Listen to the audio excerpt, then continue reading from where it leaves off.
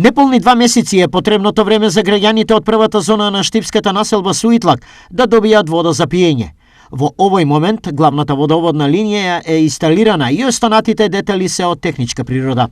Во ниската зона, да, ќе направиме пресметки колку ќе биде издашноста на резерварот, но во понискиот дел потоа со изграбата на втората фаза на резерварот ќе се добие вода таму. Останатите жители од Суитлак кои објекти имаат во повисокиот дел од населбата, водата може да ја очекуваат и во текот на идната година. Резерварот Шардаван Баши ќе биде претворен и во резервар и во пумпна станица, со која што ќе се подобри водоснабдувањето на тој дел од градот.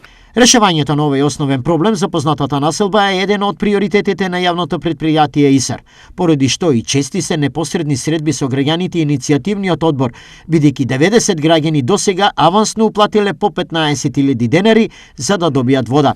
Согласно договорите, кои граѓаните ги имаат подпишано со јавното предпријатие ИСАР, поврат тие може да бараат доколку услугата не биде реализирана.